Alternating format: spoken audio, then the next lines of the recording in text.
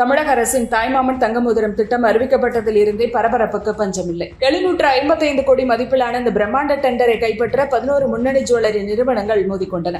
இறுதியில் செய்கூலி சேதாரமே இல்லாமல் வெறும் 1 பைசா கட்டணம் என குறிப்பிட்டு டெண்டரை கைப்பற்றி இருக்கிறது ஜோய் ஆலுகாஸ்.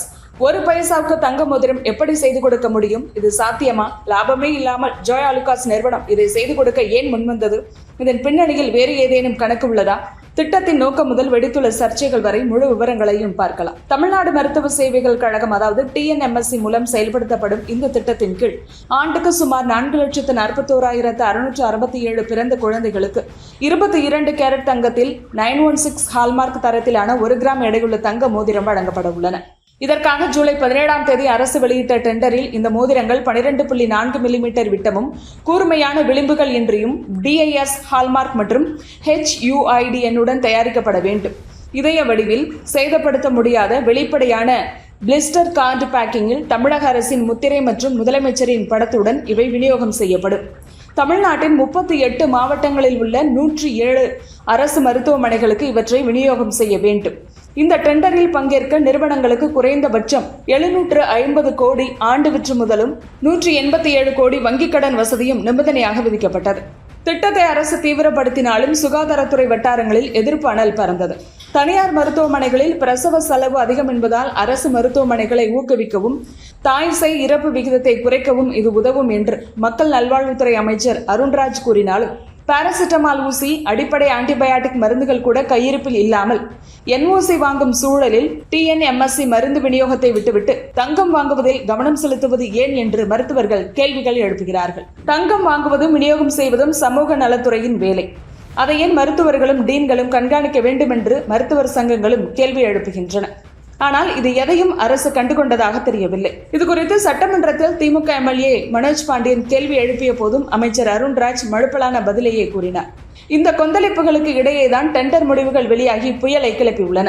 தங்கத்தின் அடிப்படை விலையை தவிர்த்து செய்கூலி, ஹால்மார்க், பேக்கிங், காப்பீடு மற்றும் போக்குவரத்து கட்டணமாக L1 இடத்தை பிடித்த ஜோய் ஆலுகாஸ் வெறும் 1 பைசா மட்டுமே மோதிரம் செய்வதற்கான செலவாக கூறியிருக்கிறது.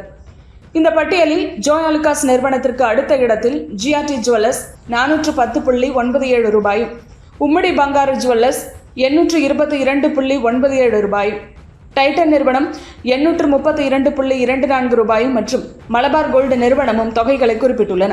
இவை தவிர Emerald jewel industry, KTM jewellery, Mohanlal jewellers, Kalyan jewellery, Ivory and company மற்றும் சரவணா ஸ்டோர்ஸ் ஜுவல்லரி நிறுவனங்களும் இதில் பங்கேற்றுள்ளன. மற்ற நிறுவனங்கள் நூற்றுக்கணக்கிலும் ஆயிரக்கணக்கிலும் கட்டணம் கோரிய நிலையில் ஜோய் ஆலுகாஸ் 1 பைசா மட்டுமே குறிப்பிட்டு டெண்டரை கைப்பற்றி இருப்பது அரசியல் வட்டாரத்தில் பெரும் புயலை கிளப்பியுள்ளது. ஹால்மார்க்கிங், பேக்கிங், இன்சூரன்ஸ் மற்றும் போக்குவரத்து செலவுகளை நிறுவனமே ஏற்றுக்கொண்டால் நஷ்டம்தானே என்ற விவாதமும் சமூக வலைதளங்களில் வெடித்துள்ளது.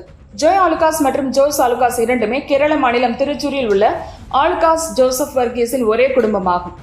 தாய்மாமன் திட்ட டெண்டரில் ஜோஸ் ஆலுகாஸ் பங்கேற்கவில்லை. மாறாக ஜோய் ஆலுகாஸ் டெண்டரில் பங்கேற்று டெண்டரை கைப்பற்றியது என கூடுதல் தகவல்.